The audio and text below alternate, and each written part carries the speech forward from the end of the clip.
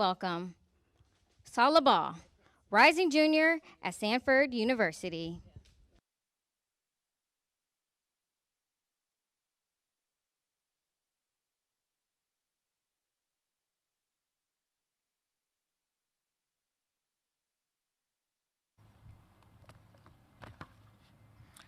Good afternoon, everybody. I am the daughter of immigrants from Mauritania. I'm a mechanical engineering undergrad at Stanford University, a Patty Gray Smith Fellow in the class of 2022, and an intern at Blue Origin's Environmental Test Lab in Kent, Washington. So I guess you can say I'm a fan of space. My interest in space began in Northern Virginia in 2012 when my fourth grade class took a step outside to look up at the sky and watch as the Discovery space shuttle landed at Dulles Airport. That weekend, my family and I visited the Air and Space Museum to see the space shuttle, and we got to attend a panel of astronauts doing a Q&A. Funny thing is, last month, I ran into one of those same astronauts at the Patty Gray Smith Fellowship Summit in DC over 10 years later.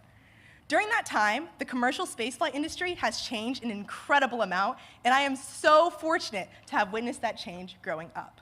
Now, without further ado, it is my greatest honor to pass the mic to the first woman, the first person of South Asian descent, and the first person of African American descent to become Vice President of the United States of America. Ladies and gentlemen, please welcome Vice President Kamala Harris.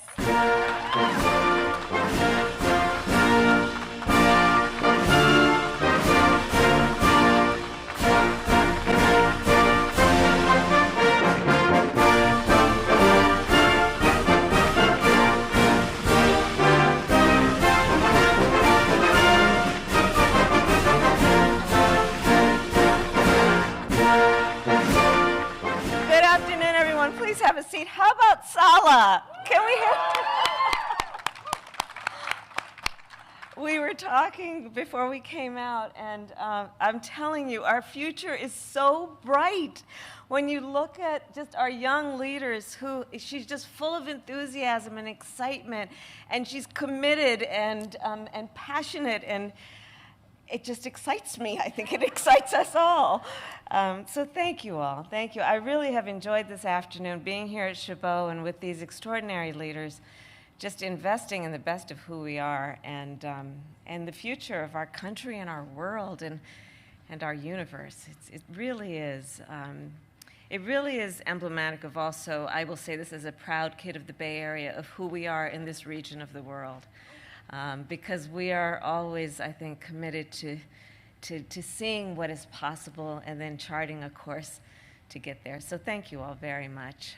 Today we are joined by members of our administration and leaders of this great state, including our governor, Gavin Newsom, and Mayor of Oakland, Libby Schaaf.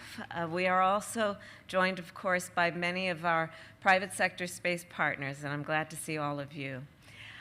You all are leaders who are driving our nation forward.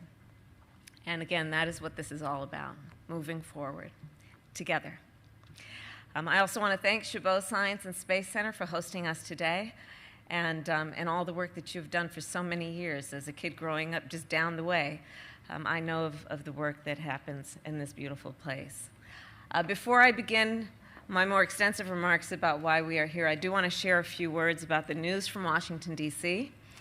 Today, the House of Representatives will vote on the Inflation Reduction Act. I believe they have, or they are just about to.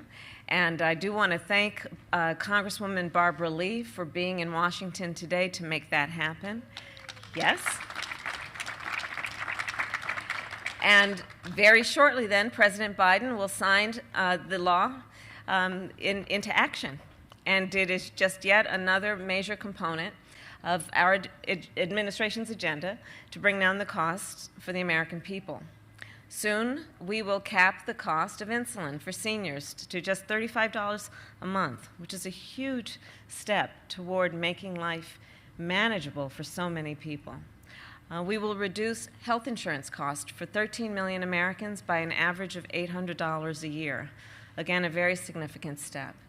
And we will allow Medicare to finally negotiate the price of prescription drugs, which will bring down the cost of medication for millions of Americans. And to bring down energy costs, we will give working families as much as $8,000 to upgrade their HVAC system, which means, of course, lower energy bills and cleaner air. And we will also make new and used electric vehicles more affordable so that people can afford a plug-in hybrid or electric car and pay less or maybe nothing at all when it comes to gas. So these climate investments, as you all know, are the largest in our nation's history. Extremely important in terms of dealing with the crisis that we face here in California. We watch it, see it. Governor, you've been doing a great job of addressing the wildfires. But around our nation, we're looking at floods and hurricanes, and we know that the moment is now. If we don't act now, it will be irreversible. So these investments are the largest our nation has ever made and will, in the process of addressing the crisis, create millions of jobs, good-paying jobs, in communities across our nation.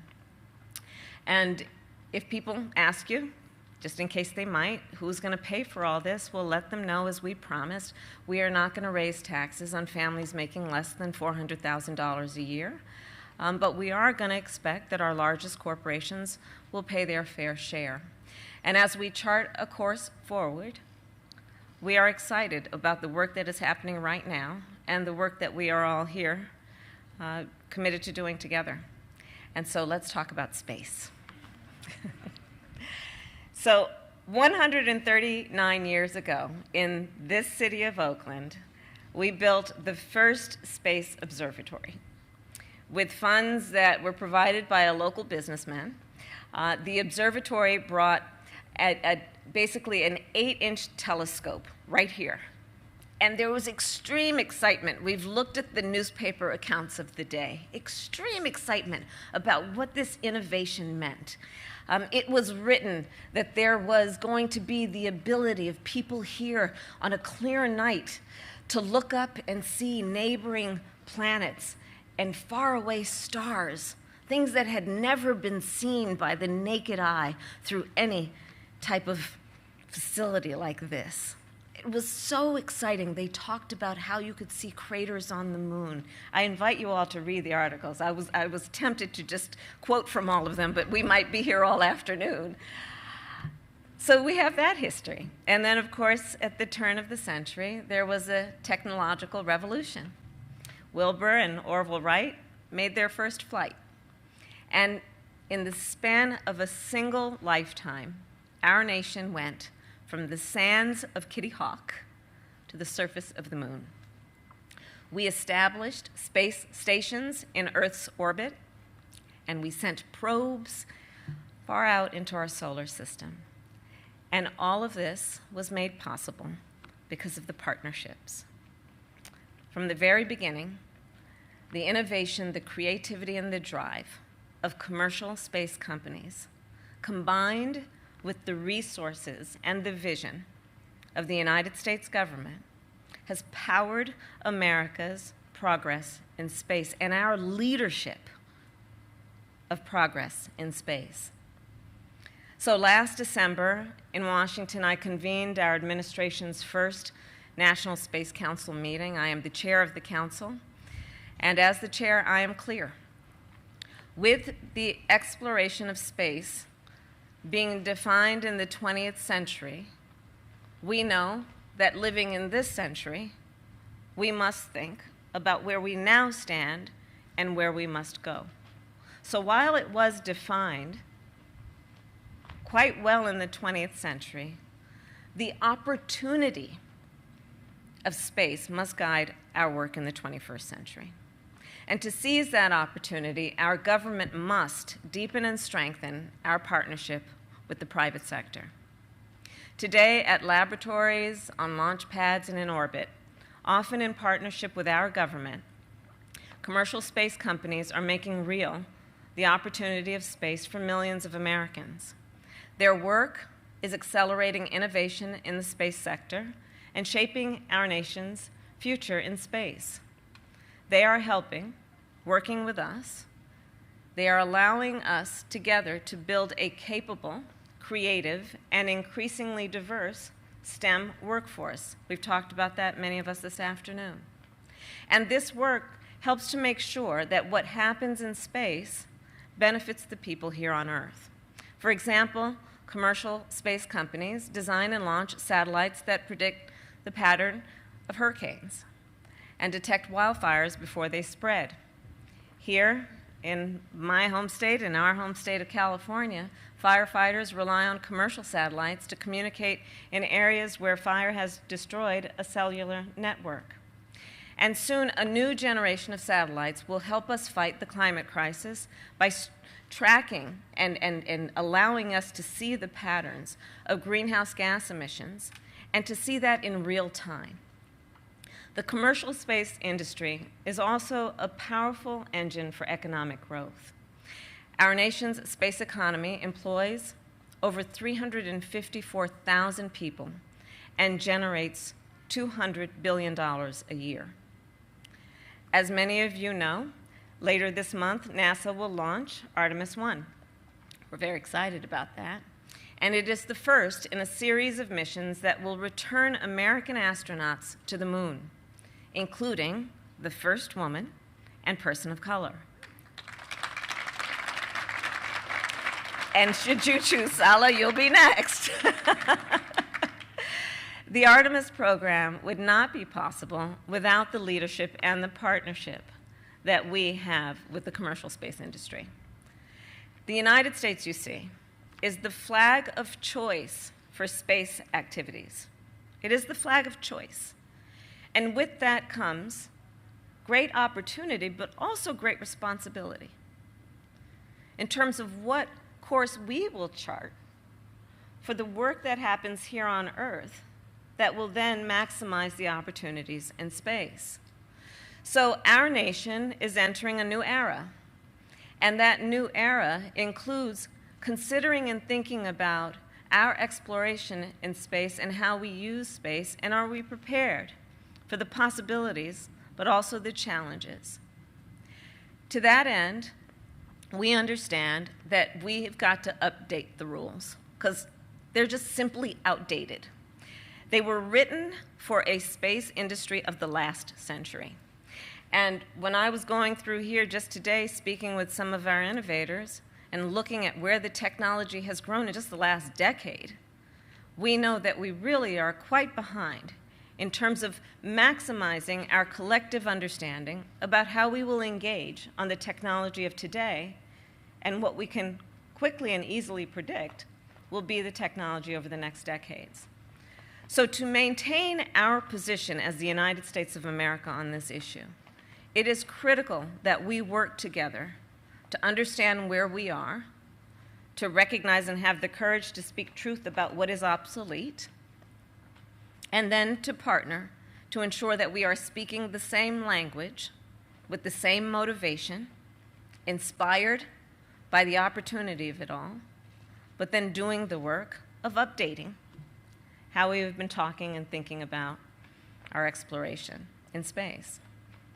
And so we will do this work to make sure our nation remains a role model for the responsible use of space, because we know we must keep pace with the tremendous rate of innovation. So we must write new rules to provide the clarity that all of us require, to provide certainty. We know that if we are to partner, if we are to invest, if we are to seek those who understand the potential of all of it, clarity and consistency is critical. And we know that we must write new rules that allow flexibility to incorporate the innovation that is occurring in real time. And so all of this is something that we can imagine, and not only imagine, but the work that we are committed through this convening, and the convening we are going to have in about a month, to get this job done, and to get it done with a sense of swift pace, understanding the technology is growing every day. So I am proud today to announce that our partnership with regulatory agencies will engage the private sector as we develop a new rules framework. And we will discuss this work and much more at our next meeting, at the next convening of the National Space Council. That meeting will take place on September 9th, and I look forward to seeing many of you there. So this is a convening with the preparation for a working meeting, is my point. And And with that, I'll end with the story. So last month, President Biden and I unveiled the first photographs taken by the James Webb Space Telescope. I think we were all just in awe. I was sharing with some of the friends that when I first saw those photographs, I had a very intellectual response, which was, wow. It was just extraordinary what it is teaching us in these moments where we face so many challenges in the world. And then to see those photographs and realize there is still so much we don't know and we've not seen, and giving us a sense of optimism about it all. And so those photos, of course, they were of our infant universe as it was billions of years ago, of swirling galaxies and dying stars, photos that revealed a universe of humble size and awe-inspiring beauty. So seeing those photographs, as we all did, let that be a reminder to us of how far we have come from peering up at the planets through an 8-inch telescope to capturing images of the very birth of our universe. So let us remember that we have come a long way, but we still have so far to go, and we are going to do this work together. And I thank you all for the partnership and for the innovation and for the awe-inspiring work. Thank you very much. Have a good afternoon.